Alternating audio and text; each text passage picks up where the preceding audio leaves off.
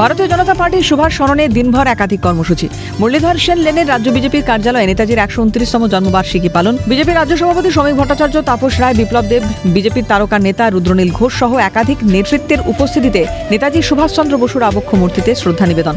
নেতাজির আদর্শকে পাথেয় করে আগামীর পথে চলার অঙ্গীকার বিজেপির। পাশাপাশি দলীয় কার্যালয়ে বাগদেবীর আরাধনাতেও সামিল বিজেপি নেতাকর্মী সকলেই। দলীয় কার্যালয় থেকে এদিনও রাজ্যের শাসক দলকে কটাক্ষ করতে ছাড়ল না গেরুয়া শিবির। ভারতবর্ষের মানুষের মনে নেতাজি সুভাষচন্দ্র বসু আজও অমর। তার এই অমরতা প্রদান কার্যত তারই নিজের সৃষ্টি।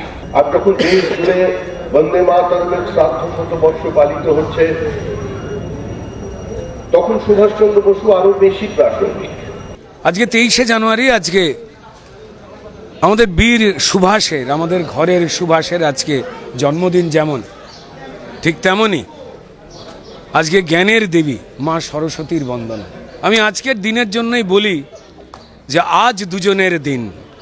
জ্ঞান সাহসের প্রয়োজন বড়, আজ জ্ঞান সাহসের প্রয়োজন বড়, নয়তো আশা রাখেন। আজকে 23, দুজনেরই পুজো, আজ দুজনের দিন।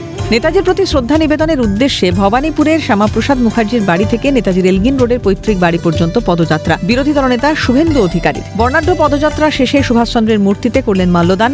বসু পরিবারের বর্তমান প্রজন্ম সুগত বসুর সঙ্গে সুভাষের বাসভবন পরিদর্শন করেন তিনি। নেতাজির চিন্তাধারায় যুব সমাজকে দীক্ষিত হওয়ার বার্তা দিলেন বিরোধী দলনেতা।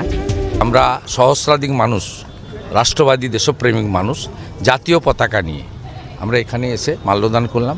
ওনার বাড়িতে প্রবেশের সুযোগ পেলাম। যে নেতাজি সুভাষচন্দ্র বসুর আদর্শে দেশ যদি তৈরি হতো এবং পরিবারতান্ত্রিক শাসনের হাতে দেশ না চলে যেত, আজকে দেশ অন্য জায়গায় চলে যেত। মোদিজি চেষ্টা করছেন নেতাজি সুভাষচন্দ্র বসুর স্বপ্ন পূরণ করার। এক্স হ্যান্ডেলে পোস্ট করে নেতাজি সুভাষচন্দ্র বসুর প্রতি বিনম্র শ্রদ্ধা নিবেদন করেছেন প্রধানমন্ত্রীও। তুলে ধরেছেন নেতাজির গৌরব গাথা। সারাদিন এভাবেই বিভিন্ন অনুষ্ঠান কর্মসূচির মধ্যে দিয়ে সুভাষ স্মরণ ভারতীয় জনতা পার্টির। পাশাপাশি নেতাজির আদর্শ ভাবধারায় দেশ গড়ার কাজে মগ্ন বিজেপি, সেই বার্তাও বারবার ঘুরে ফিরে এলো বিজেপি নেতৃত্বের ভাষণে। ক্যামেরায় সমীরণ হাওলাদার এবং নিখিল দাসের সঙ্গে অদ্রিজা ঘোষ ও রেশমি দাসের রিপোর্ট, ক্যালকাটা নিউজ।